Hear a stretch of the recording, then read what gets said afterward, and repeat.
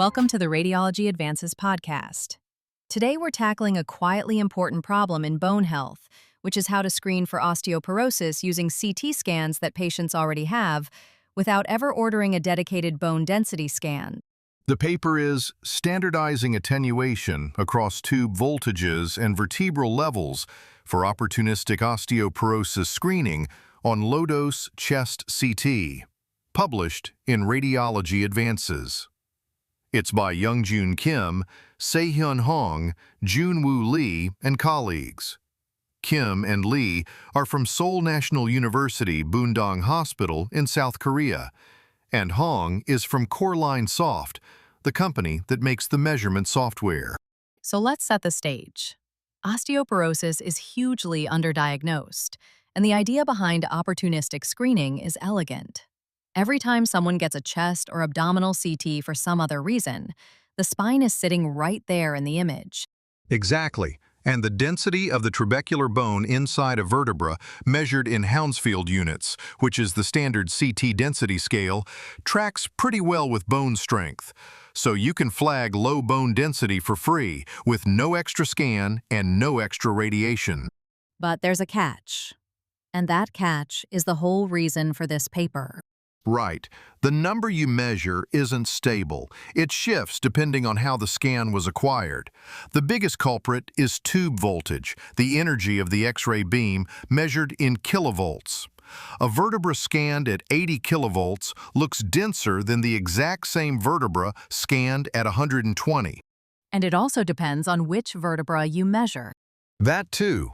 Bone density tends to be higher in the upper thoracic vertebrae and declines as you move down toward the lumbar spine. So a threshold that means osteoporosis at one level and one voltage doesn't transfer cleanly to another. That inconsistency has really limited how widely this screening can be trusted.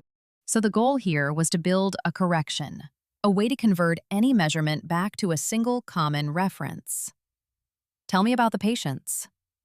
They studied nearly 600 patients, a majority of them women, with an average age in the mid-60s. The clever part is the inclusion rule. Every patient had two separate low-dose chest CT scans taken at different tube voltages, plus a dual-energy X-ray absorptiometry scan, the bone density gold standard we call DEXA, all within 3 months. So the same person, scanned at two different voltages. That's what lets you isolate the voltage effect cleanly, because the bone itself hasn't changed. Precisely. The vertebral measurements were done automatically by a deep learning software tool that finds each vertebra and places a region of interest in the trabecular bone. And they measured 5 levels, from T10 down to L2. And can you really trust an automated tool to place those measurements consistently? That's a fair worry. But this software has been validated against radiologists in earlier work with almost perfect agreement. So the measurements themselves are reliable, which lets them focus on the real question, the voltage and level effects. And DEXA gave them the ground truth.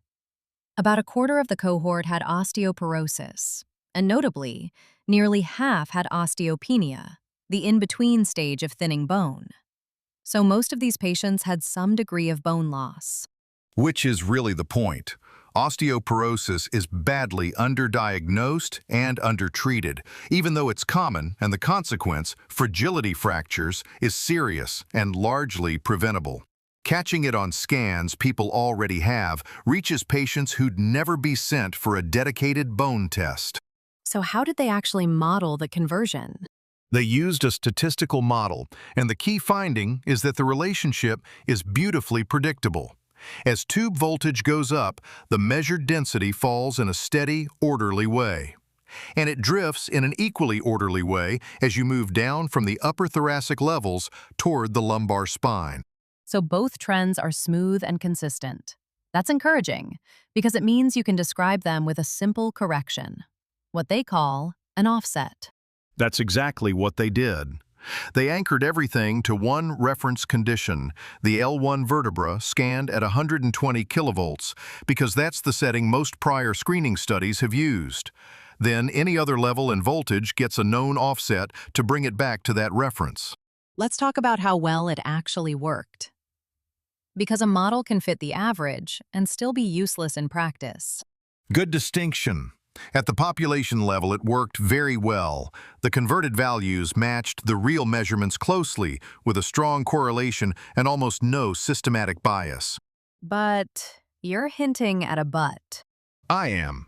The spread around that average was wide. For any single individual, the converted value can still be off by quite a lot, and that's enough to push one person across the diagnostic line. That's a really honest point, and it matters clinically. The model is excellent for harmonizing data across a population, but you wouldn't bet one patient's diagnosis on the converted number alone. Right. Think of it as a calibration tool for comparing scans and building databases, not a replacement for clinical judgment in a borderline case. Now, the part I found most convincing was the threshold test. It's one thing to convert raw density numbers. It's another to show the diagnosis still holds. This is the strongest section. They took the osteoporosis threshold defined at that reference condition and used the offsets to predict thresholds at the other levels and voltages. Then they compared those predicted thresholds against thresholds derived directly from the data. And? They matched closely, within about 10 Hounsfield units at the most across all the combinations. And when they checked whether using the converted thresholds changed how patients got classified, the answer was essentially no change at all. Diagnostic performance held up.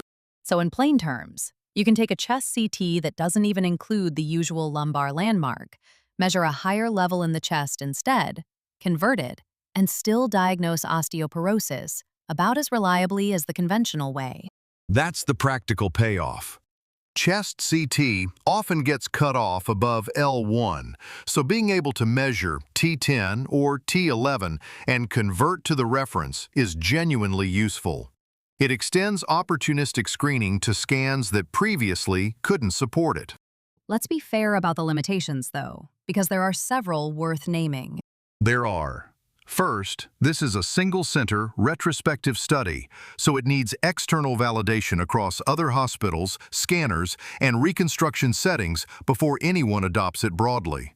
And the cohort was unusual by design, since everyone needed 2 CTs at different voltages plus a DEXA, which isn't your typical screening population.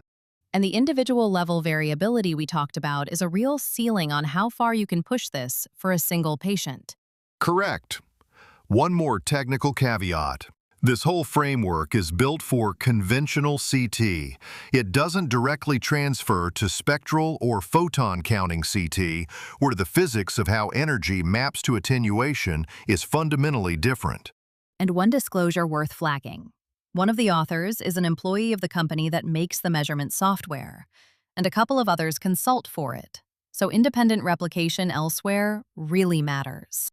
A fair point, and the authors do disclose it.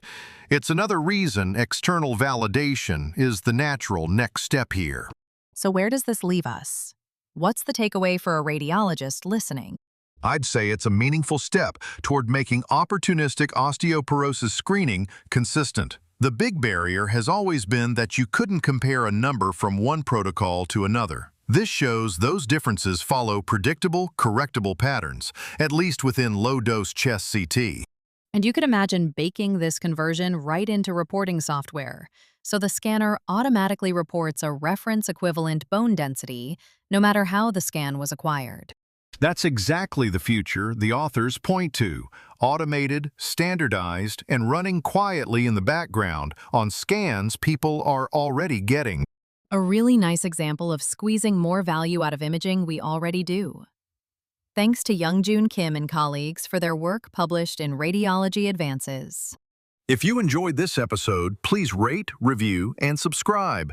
And you can find the full article on the Radiology Advances Journal website. This episode was generated with the help of AI, but all content was reviewed and verified by editor Dr. Luca Solhofer from University Hospital Essen for accuracy.